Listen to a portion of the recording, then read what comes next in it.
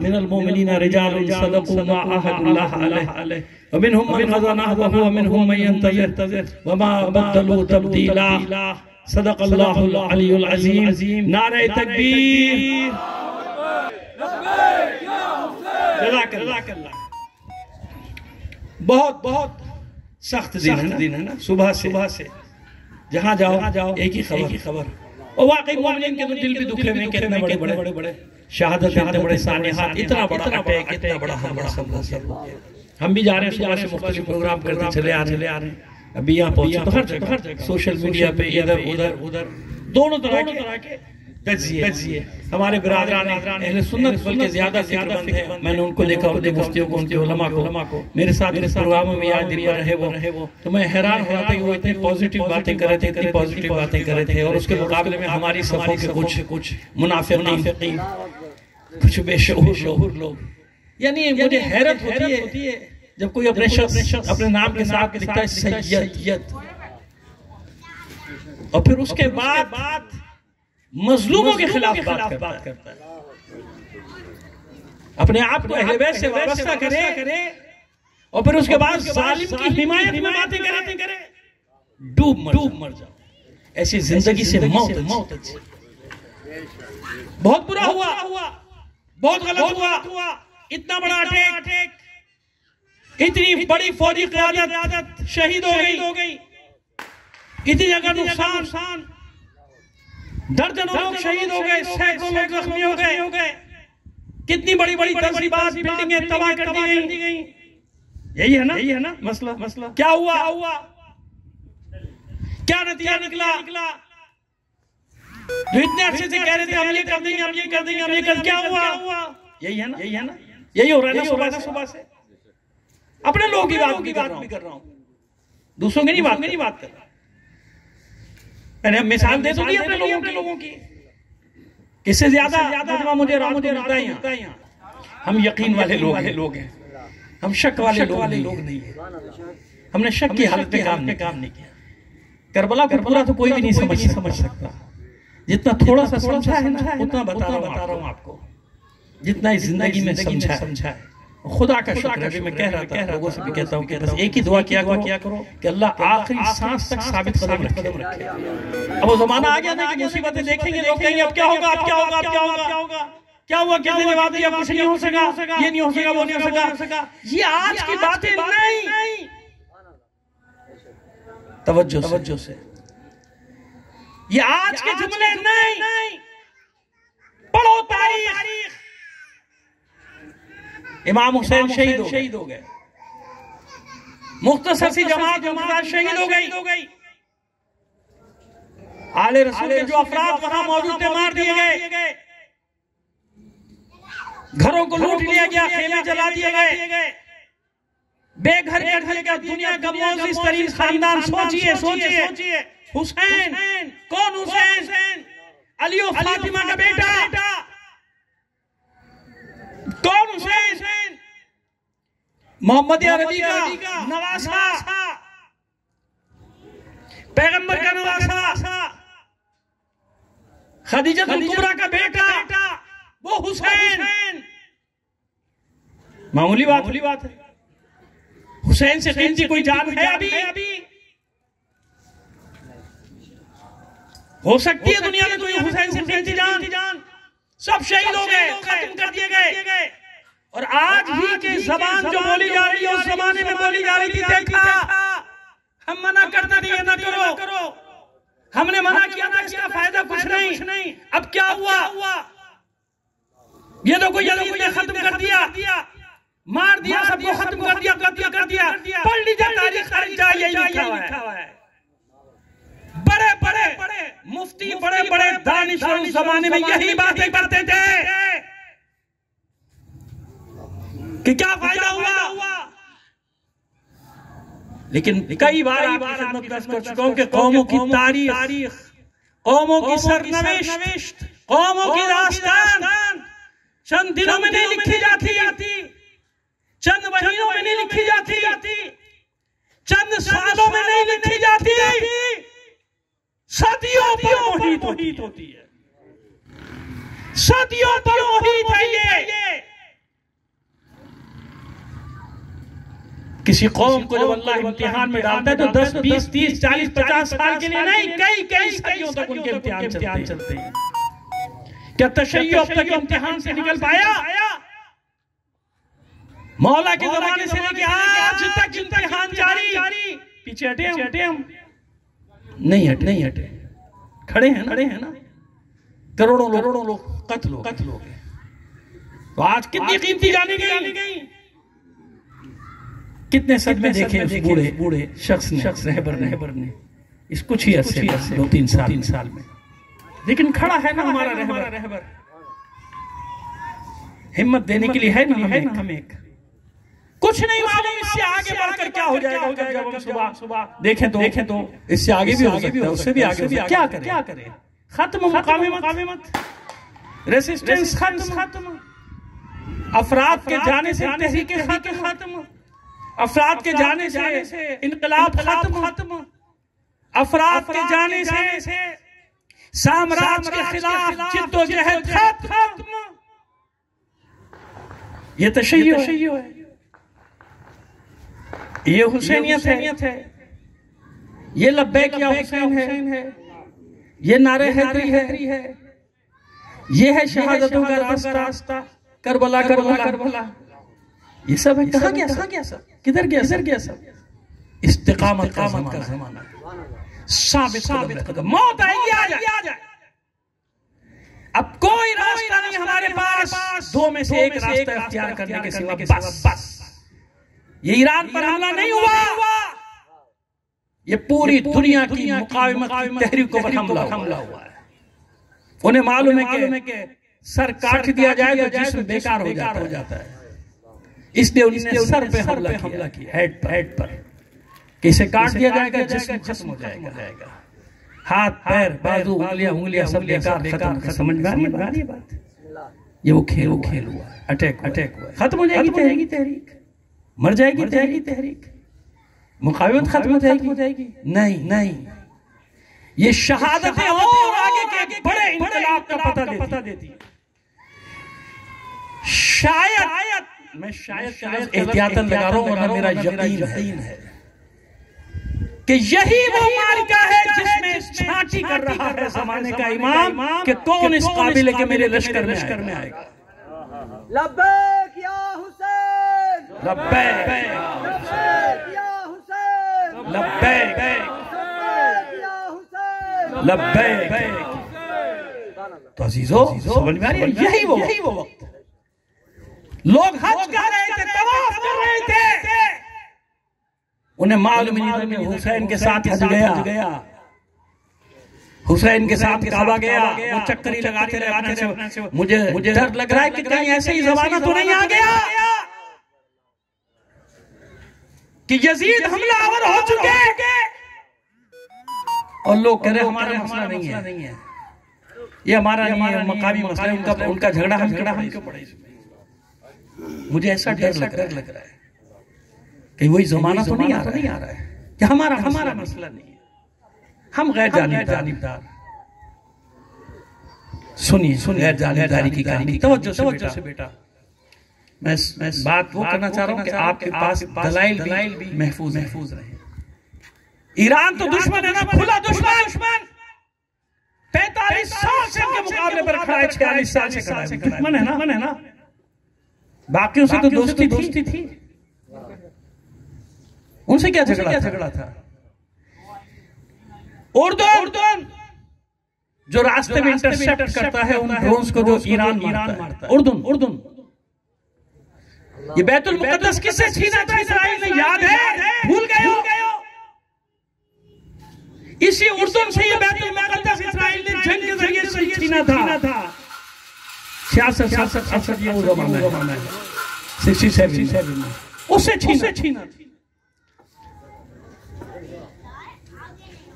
वही बेगैरत जिससे बैतुल मुकद्दस मस्जिद अक्सा छीनी इस्राइल ने, आज उसकी मदद कर रहा है लॉजिस्टिक। वही उर्दून। मिस्र दूसरा बेगैरत गद्दार इस्लामी दुनिया का। सहराए सीना 72 की जंग में इस्राइल ने सहराए सीना इससे छीना था। मिस्र से 72-73 में तुम्हारी जमीन छीनी है उसने। सहराए सीना मिस्र का कब्जा किया है इस्राइल ने सहराए सीना पे। वो मिस्र उसका फैसिलिटेटर है। शाम उसी 72-73 की लड़ाई में जुलान की पहाड़ियां इस्राइल ने शाम से छीनी। आज वही शाम 40% हिस्सा तो वैसे ही दे चुका है इस्राइल को, और ऐलान करता है कि अपनी जमीन से इस्राइल पर अटैक नहीं होने देंगे। लुबनान 72 की सिविल वार के बाद 76, 77, 78 तक आधे लुबनान पे इस्राइल कब्जा कर चुका था। आधे लुबनान पे इस्राइल कब्जा करता। फौजें थी, किसी की मजाल नहीं थी कि इस्राइल ने जो हिस्सा लिया आज तक कोई उससे छुड़ा नहीं सका। न बैतुल मुक़द्दस, न सहराए सीना, न जुलान, कोई अपना हिस्सा वापस नहीं ले सका। ये हिज़्बुल्लाह थी जिसने जंग के जरिए 10-12 साल इस्राइल का कब्जा जुनूबी लुबनान को वापस लिया, पहली बार शिकस्त के बाहर निकाला। आज वही मुनाफिक हुकूमत लुबनान की क्या कह रही है कि खबरदार लुबनान की जमीन इस्राइल के खिलाफ इस्तेमाल नहीं होगी। देखा आपने मुनाफिकत, देखा आपने, यानी जिस पर एहसान किया उसने ही दगा दी, उसने ही बेवफाई। ये मैं आपको मालूमात, मैं जज्बाती हूँ अपनी जगह, लेकिन आपको मालूमात दे रहा, आपको मालूम होना चाहिए ये क्या है। तुर्की सबसे बड़ा गद्दारों में गद्दार, इस बदबख्त ने जिसको ये सब मुसलमान समझते थे, आज के सलाउद्दीन अय्यूबी तो पता नहीं क्या ये बदबख्त इस्राइल को शाम में लेकर आया। अभी अमेरिका, इस्राइल और तुर्की की मदद से वहां पे वो हुकूमत बिठाई गई जिस पर लोगों ने जश्न मनाया था। पशेमान हो रहे कि ये उल्टा हो गया। समझ में आ रही है हमारी। तो हक और बातिल मेरे सामने है, सफ बंदी हो गई, सफे बन गई। कहां जाऊं? गैर जानिबदार, न्यूट्रल लोग। क्या किया इस्राइल ने उन दोस्तों के साथ? ईरान तो दुश्मन है ना, वो तो दोस्त है। याद रखो ईरान आखिरी मोर्चा बस। खुदा न करे इस मोर्चे को नुकसान पहुंचा, फिर कोई रुकावट नहीं गिरेगा इस्राइल के लिए। कौन लड़ेगा उससे? बताओ मुझे। कोई एक नाम ले दो। कोई नहीं लड़ सकता उससे, जबकि वो ऐलान भी कर चुका है कि मेरे लिए 2 खतरे हैं, ईरान, दूसरा पाकिस्तान, क्योंकि एटम बम है पाकिस्तान के पास। अभी पिछले महीने समझ में नहीं आई बात जब इंडिया ने हमला किया, क्या नारा था उनका? अखंड भारत का मतलब नहीं समझते? सुनो मेरे बच्चों, तवज्जो से सुनो। अखंड भारत का मतलब क्या? कि श्रीलंका से लेकर बांग्लादेश तक सब भारत है। पाकिस्तान भारत है, बांग्लादेश भारत है, नेपाल भारत है, भूटान भारत है, श्रीलंका, मालदीव, ये सब भारत है। अखंड भारत। उसके अज़ाइम को हमने रोका। पाकिस्तान इस्राइल का क्या नारा है? Greater Israel. मिस्र से लेकर दज्जल और फरात तक ये सब हमारा है। खुल के कह रहा है, छुप के तो नहीं। बैनुल-अक़वामी मीडिया पे ऐलान करा कि पूरा मेरा है। उसके बावजूद ये अरब ममालिक, अरब बादशाह, अरब हुक्मरान बस मालूम हुआ कि ये यहूदी माओ के बेटे हैं। आज से 100 साल पहले इनके घरों में यहूदियों को घुसेड़ दिया गया था। ये मैं सुन चुका हूं कि कोई यहूदी माँ का बेटा है, कोई और कहीं की यहूदी माँ का बेटा है। वो कैसे लड़ेंगे? नहीं लड़ सकते। फिर क्या करें हम? दुश्मन रह के इज्जत से मरते जिल्लत की जिंदगी के बाद भी जिल्लत की मौत है। जिसने भी शैतानी ताकतों का साथ दिया तारीख बशरियत में वो इबरत बन गया। तारीख में उन्हें गद्दारों के नाम से लिखा गया और जो सूलियों पे चढ़ गए, जो जिंदानों में मारे गए, जो सड़कों पे मारे गए, जो सरहदों पे मारे गए, जो तलवारों से कत्ल किए गए, जो गोला बारूद से मारे गए, लेकिन उन्होंने सरेंडर नहीं किया, सर नहीं झुकाया। तारीख ने उन्हें जिंदा रखा। ये है करबला, ये है करबला का रास्ता। तो मजलूम के लिए आवाज भी नहीं उठा सकते क्या हम? काश बस में होता तो वहां जाके लड़ते। लेकिन कई बार वो चिड़िया तो बन जाओ जो चिड़िया अपनी चोंच में पानी का कतरा लेके जाती है ताकि इब्राहिम के लिए लगाई आग को। मलाइका है रास्ते क्यों ये तो क्या कर लिया कतरे से? कतरे से कुछ होगा नहीं होगा, ये होगा काम नहीं है। मेरी इतनी बड़ी चोंच है, बस मैं ये जानती जितना पानी आ सकता है मैं लेकर जा रही। तो आज फिर आग लगाई गई इब्राहिम के बेटों को उस आग में झोंकने के लिए। मैं ये सोच कर बैठ जाऊं कि मेरे बोलने से क्या होगा? मैं ये सोच कर बैठ जाऊं कि मैं अकेला क्या कर लूंगा? नहीं, ये इतने भी लोग ना होते अकेला पर चीख रहा होता। मैंने इनकलाब आते हुए देखा है। मैंने उन लाखों शहीदों को देखा है। मैंने उन अजीम मुजाहिदों को देखा है राहे अपनी जान लुटाते हुए। मैं बेवफाई नहीं कर सकता उनके साथ जब तक मेरी सांस में सांस। मुझे उनसे न किसी से कोई सिले की न तलब थी, न है न रहेगी। मैं अपना वजीफा शरई अदा करता हूँ। आपको बता रहा हूँ कि किसी को अल्लाह ने फालतू पैदा नहीं किया। एक आदमी कीमती है। हर फर्द है इस कौम किस्मत का सितारा। समझ में आ रही है बात? अपने तौर पे आखिर ये बच्चे अपनी दिलचस्पी के सारे काम सोशल मीडिया पे करते हो कि नहीं करते हो? सुबह से शाम तक ये मोर्चा तो संभाला जा सकता है। इस मोर्चे पर तो लोगों को जवाब दिया जा सकता है। मजलूमों की हिमायत की जा सकती है या नहीं? वरना फिर अज़ादारी किसकी कर रहे हो? कोई नहीं था हुसैन के साथ उन 72 के सिवा।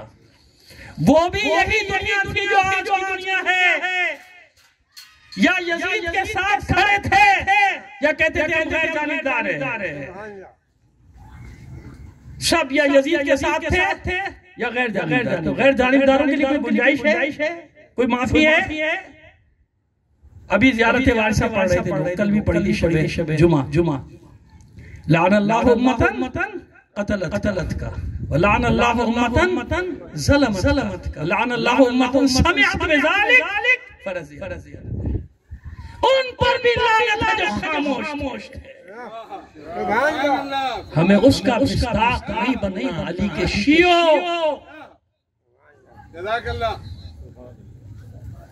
ज़माना मांग रहा है सबूत इश्क़ हुसैन। ज़माना मांग रहा है सबूत इश्क़ हुसैन। लहू से काटेंगे शमशीर, लिख दिया जाए।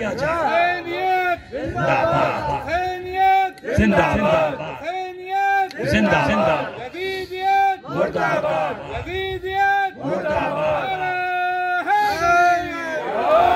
ज़माना मांग रहा है सबूत इश्क़ हुसैन। लहू से काटेंगे शमशीर, लिख दिया जाए। और सितमगरों की कलाई तोड़ने के लिए जबीन वक्त पे शब्बीर लिख दिया जाए। अगर हुसैन का मानने वाला न डरेगा न घबराएगा। वला तहनु वला तहज़नु अंतुमुल आला। रंजीदा खातिर मत हो,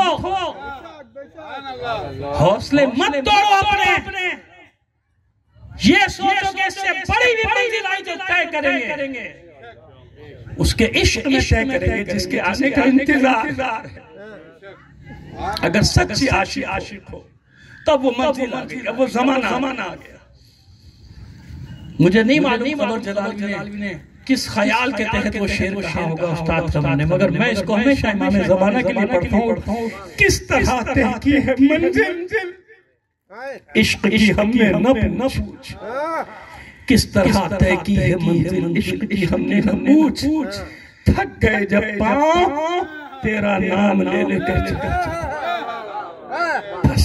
अगर उसके आशिकों से मोहब्बत है, ज़बानी जमा खर्चा लगे, वो सुबह शाम आप देखते रहते हो सब, हम भी देखते हैं, आप भी देखते। या इमाम अल मुंतज़र अल अजा इमाम अल मुंतज़र अल अजा या इमाम अल मुंतज़र नारा हैदरी।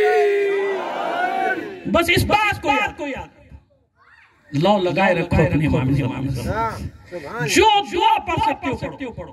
अपने भाइयों की खास तौर पे दुआए जोशन सगीर इसकी तिलावत करो और मुतमईन मत घबराओ।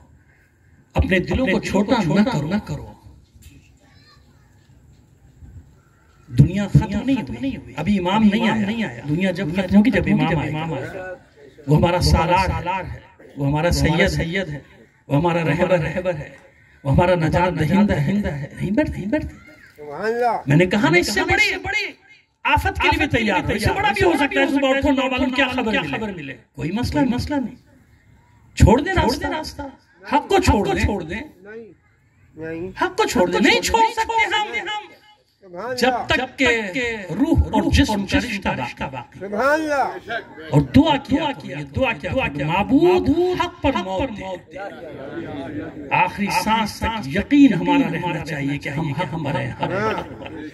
हक पर ना होते तो यूं सारी दुनिया मिलकर हम पर हमला आवर ना होती।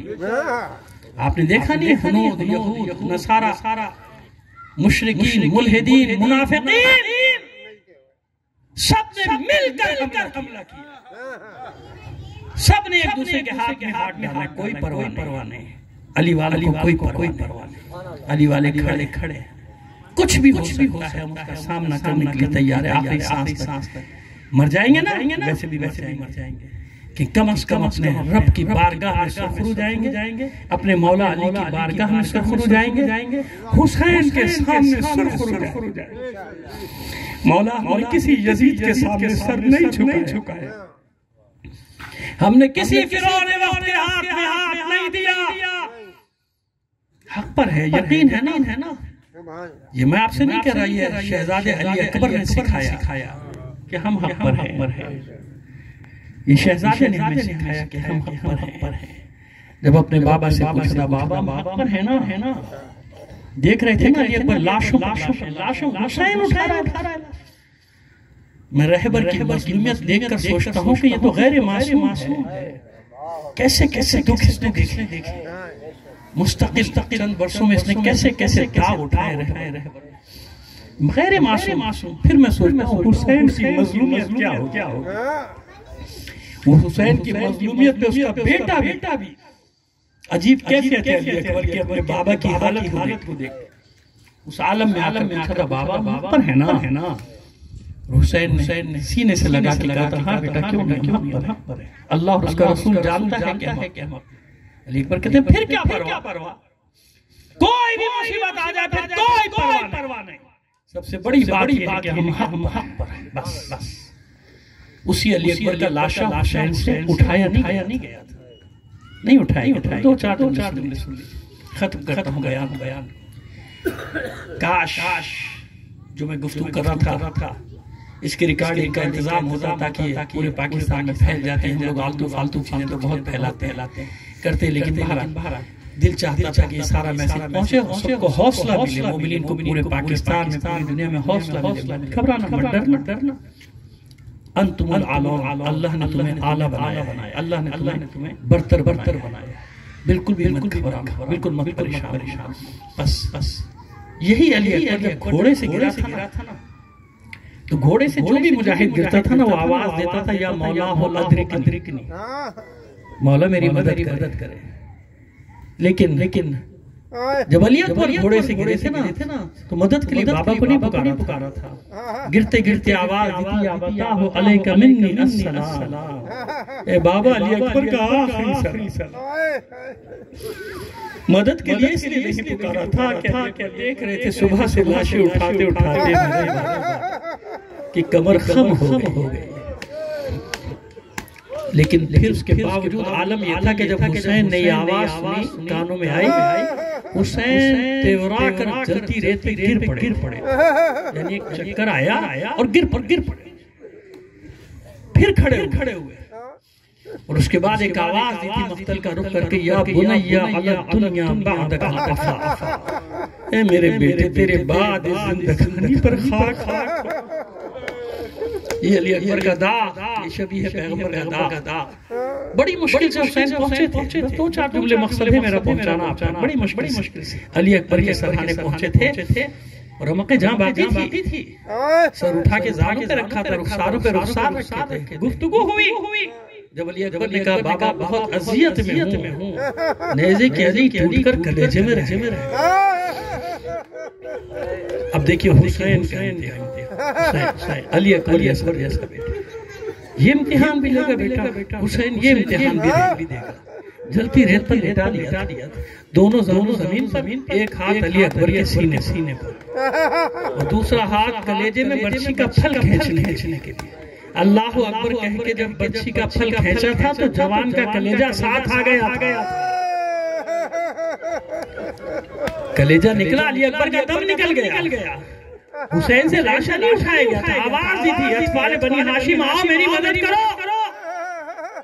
बच्चे आए थे हुसैन की मदद के लिए। और आखिरी जुमला, जब खेमे में बीवियां मातम कर रही थी अली अकबर का, तो उस वक्त देखा सानिया ज़हरा ने कि अली अकबर की मां नजर नहीं आ रही। चारों तरफ देख के कहा, फिज़ा अली अकबर की मां कहाँ है? इसकी मां को तो बुला कर ला। अब सुनिए, जब उम्मे लैला पहुंची है, जब फिज़ा पहुंची उम्मे लैला के खेमे में, तो अजीब मंजर था। ये माँ सकती के जवान बेटे का जिक्र, वो उम्मे लैला जो रात भर अली अकबर को नसीहतें कर रही थी, पहले मैदान में जाना, वो उम्मे लैला जिसने इजाजत देते हुए जरा एक लम्हा भर की हिचकिचाहट का मुजाहरा नहीं किया था, जाओ अपनी फूफी से इजाजत लो, मैं कौन हूं कि इजाजत देने वाली।